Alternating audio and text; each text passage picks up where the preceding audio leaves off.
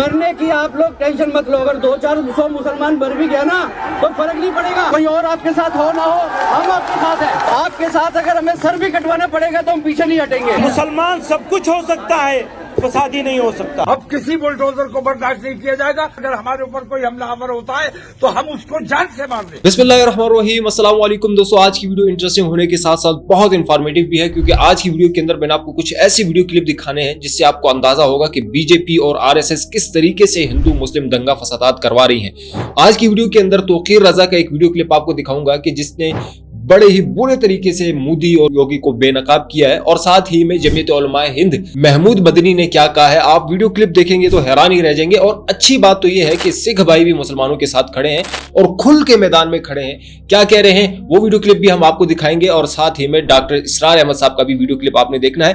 Video को and तक जरूर देखिएगा। सो चलिए बिना किसी देरी के आज की वीडियो शुरू करते हैं। बुलडोजर तुम हमारे घर पे चला दोगे, हम बंदे और बहरे बने बैठे रहेंगे। अब किसी बुलडोजर को बर्दाश्त नहीं किया जाएगा। हमें कानूनी अधिकार है, अगर हमारे ऊपर कोई हमलावर होता है तो हम उसको जान से मार दें। यह हमें कानूनी अधिकार है। मंदिरों से मोहब्बत रही, असल में मुसलमानों को तकलीफ पहुंचाना है। मुसलमानों को मत दबाओ, मुसलमानों से दुश्मनी मत करो। मुसलमानों से जो दुश्मनी कर रहा है वो देश से रोई है, वो सब बेईमान है। अस्सलाम वालेकुम। और मैं आप लोगों से अपील करूंगा, इस डर को खत्म करो और ये तादाद को और बढ़ाओ और इस सरकार के खिलाफ जो है मुहिम चलाओ। मैं टीएस बिंद्रा, मैं आप लोगों को इतना ही कह सकता हूँ कि मेरे साथ बिंद्रा मंजीत सिंह जी भी है और सिख फैमिलीज भी है। हम लोग आपके साथ हैं, कोई और आपके साथ हो ना हो, हम आपके साथ हैं। आपके साथ अगर हमें सर भी कटवाना पड़ेगा तो हम पीछे नहीं हटेंगे। और ये दो ही मुजाहिद हैं हिंदुस्तान के अंदर, इंडिया के अंदर, जो अपना सर कटल भी कर सकते हैं और सर कलम भी कर सकते हैं।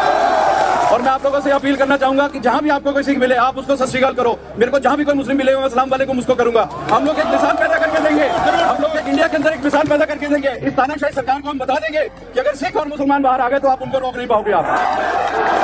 और मैं दलित भाइयों से भी यहाँ से अपील करना चाहूंगा, दलित भाइयों को भी अपील करना चाहूंगा कि आज ये दीवार एक मुसलमानों की दीवार है।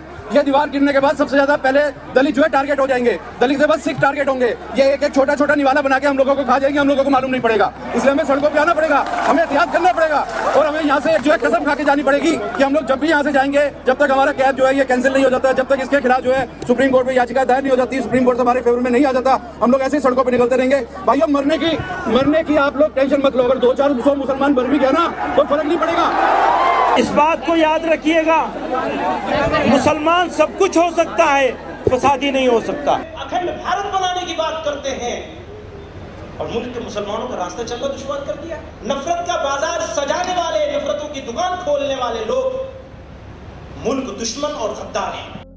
दुनिया के खात्मे से पहले वो वक्त आकर रहेगा जब कुल कुर्रा अर्ज़ी पर अल्लाह का दीन उसी तरह गालिब हो जाए जैसे कि मोहम्मद अरबी सल्लल्लाहु अलैहि वसल्लम के दस्ते मुबारक से जजीरा नुमाए अरब में गालिब हुआ।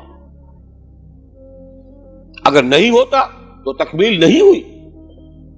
यही बात कही है इकबाल ने, वक्त फुर्सत है कहां, काम अभी बाकी है। नूरे तौहीद का इत्माम अभी बाकी है। जजीरा नुमाए अरब तो जगमगा उठा नूरे तौहीद से, जैसा कि बाद में अर्ज करूंगा। फिर असहाबे सलासा, खुलफाए सलासा के अहदे खिलाफत में कहां से कहां का इलाका जो है वो मुनव्वर हो गया, बुक़ाए नूर बन गया तौहीद से। लेकिन पूरी दुनिया तो नहीं हुई ना। अभी तो चीन भी था, हिंदुस्तान भी था, अभी तो पूरा यूरोप भी था, पूरा अफ्रीका भी था, सिवाय शिमाली अफ्रीका के और कहां दीन पहुंचा था। जब तक के कुल रूए अर्जी पर अल्लाह का दीन गालिब नहीं होता, हुजूर का मकसद बेसत नामुकम्मल है। वक्त फुर्सत है कहां, काम अभी बाकी है। नूर तौहीद का इत्माम अभी बाकी। अलबत्ता इत्माम के दो मफहूम समझ लीजिए। एक है किसी शय का किसी एक बुलंदी तक पहुंच जाना, एक है कितनी उसकी वुसअत कितनी है। इत्माम दीन और दीन का गलबा जजीरा नुमाए अरब में तो कामिल हो गया, इसमें कोई शक नहीं। लेकिन कुल रूए अर्जी पर नहीं हुआ, तौसी होनी है। एक एतबार से इत्माम हो गया, एक एतबार से दीन गालिब हो गया। लेकिन यह कि दर हकीकत चूंकि बेसत मोहम्मदी सल्लल्लाहु अलैहि वसल्लम تمام عالم انسانیت کے لیے ہے. اس لیے جب تک پورے عالم انسانی پر اللہ کا دین غالب نہ ہو، خلوص مقصد بعثت محمدی شرمندہ تکمیل ہے. لیکن جان لیجئے ہو کر رہے گا. اب اس کی جو خبریں دی ہیں، سب سے پہلے تو جیسا کہ ان آیات کے حوالے سے میں نے عرض کیا تھا، 2 آیتیں میں نے اس وقت تک بیان کی ہیں. 2 اگلی آیات ذرا سرسری طور پر سمجھ لیجئے ورنہ وقت بہت زیادہ لگ جائے گا. اے مسلمانوں، یہ تو ہمارا فیصلہ ہے، ہم اپنے دین کا اتمام کریں گے. ہم نے اپنے نبی کو بھیجا ہی دین کے غلبے کے لیے، غلبہ دین ہوگا. لیکن تمہارے ایمان کا کچھ تقاضا ہے. اگر تم چاہتے ہو آخرت کے عذاب سے بچنا، اگر تم چاہتے ہو جنت کا داخلہ، تو تمہیں ایک کاروبار کرنا پڑے گا.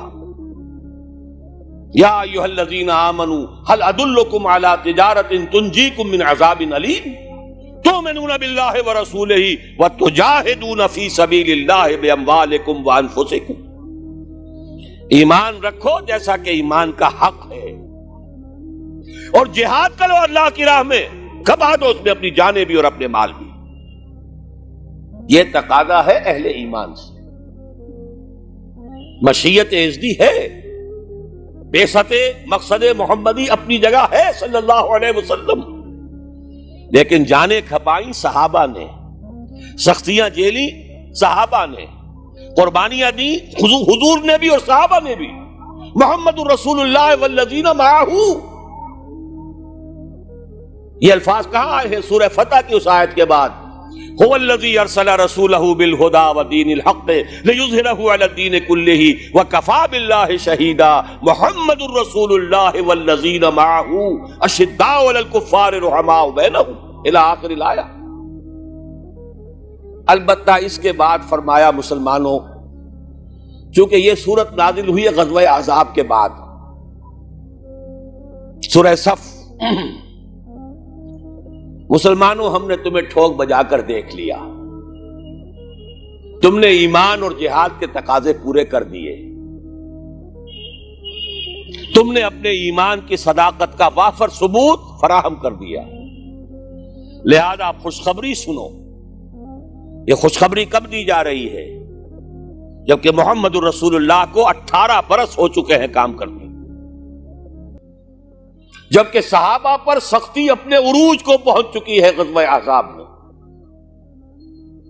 فرمایا اگر تم اس راستے پر گامزن رہو گے تو اخروی وعدے بھی ہیں، مغفرت بھی ہے، نجات بھی ہے، جنتیں بھی ہیں، بڑے اعلیٰ گھر بھی ہیں. وَأُخْرَىٰ تُحِبُّونَهَا نَصْرٌ مِّنَ اللَّهِ وَفَتْحٌ قَرِيبٌ. اور ایک اور بات سن لو جو تمہیں بہت پسند ہوگی، اللہ کی مدد آیا چاہتی ہے اور فتح جو ہے تمہاری قدم بوسی کرنا چاہتی. یہی وجہ ہے کہ غزوہ احزاب کے بعد حضور نے فرما دیا تھا صلی اللہ علیہ وسلم، لن یغزوکم قریش بعد عامکم ھذا ولکنکم تغزونہم.